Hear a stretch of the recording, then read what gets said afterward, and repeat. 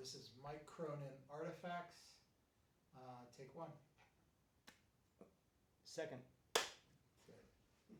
So Mike, tell me about that tube in your hand. Well, this is a tube of Vietnamese toothpaste. It seems like it's in a lead container, but it was handed out very sparingly, but this is what we did have in Hanoi. And this time, instead of make it a sort of, it sounded like more of a question. It seems like it's lead. I'm sure that's lead. So let's just make it a definitive statement, because that's sort of one of the shocks of it, right? Okay? Okay.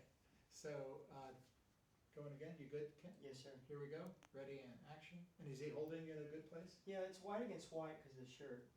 For me. Okay. All right. Go ahead, Mike. Yeah, this is a tube of toothpaste that I've had socked away with a bunch of old stuff from the war. This is in a lead container. That's the toothpaste that we had while we were in Hanoi. Beautiful, beautiful. And I like how you add a little bit of storyline to that, that you socked away from the war. Okay. All right, so now we'll move on to the bar of soap. Yeah, this is a bar of soap. I'll tell you what, can you flip it so that it's right side up? I think that's upside Oh, down. okay, excuse me.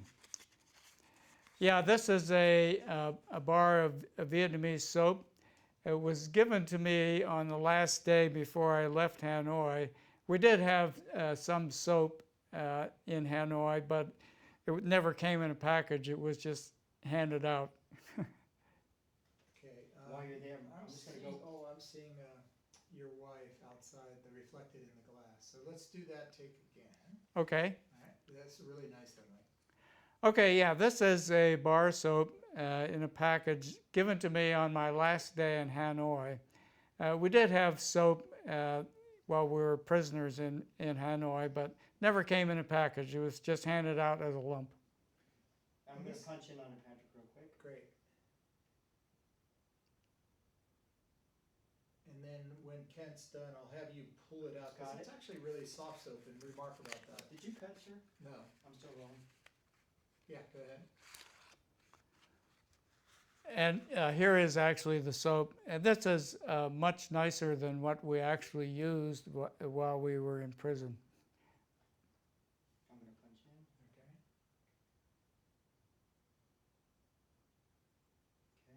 Okay. Okay.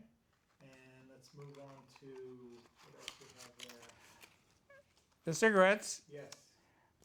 This is a package of Trong Song cigarettes, and these were handed out when you were not being punished or tortured or what have you. The routine was 3 cigarettes a day, and it was this Trong Song brand most of the time. And actually, they were not bad cigarettes, very much like a Camel or a Pall Mall if you're an old-time smoker. My routine was, when I was shot down, I was a smoker, and I smoked these for a while. One time, the Vietnamese ran out of cigarettes. We didn't have any for about 6 weeks, and they handed out some very cheaper, less desirable type. When that absence of cigarettes ended, it made me sick as a dog, and I decided at that time that was the end of smoking. So I'm one of those who quit smoking while a prisoner. Some others started smoking while they were prisoners. Nice. Can I do a take 2 on that? Yep. The whole thing? Side? Or just part of it? Sure. Go ahead. Mike, if you wouldn't mind redoing it. Okay, yeah, this is a package, no cigarettes in it. It's a Trong Song cigarette. And actually, they're not bad cigarettes. And while we were prisoners, if you weren't being punished or tortured or whatever, the routine was 3 cigarettes a day. And they're not bad cigarettes. They were unfiltered, of course, and pretty strong, just about like a Camel or a Pall Mall if you're an old-time smoker. I smoked these until they ran out, and there was a period in mid-1967 when there were no cigarettes for about 6 weeks. And when cigarettes were passed out again, They were a much cheaper kind, and I was not in such good health, and they made me sick as a dog. That was the end of smoking for the rest of my life. Some folks actually started smoking while they were prisoners because that's one of the few things there was to do and look forward to. I'm gonna punch in. Mike, can you hold us slightly lower? Up just a little bit, sir. Hold that. I'm gonna punch in. So it's my peeking, sir. I had a hard time focusing on his face. I have no peeking. The peeking's on, but maybe it's because I don't have any edges, but I couldn't tell the difference between his face and yes, sir. Got it.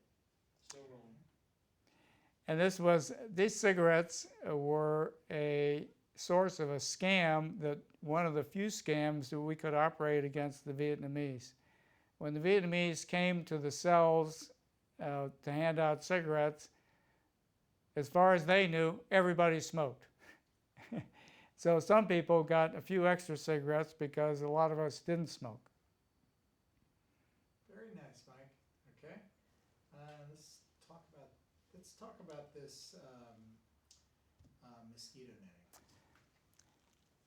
Hold on, I'm gonna cut for 1 second. Cutting.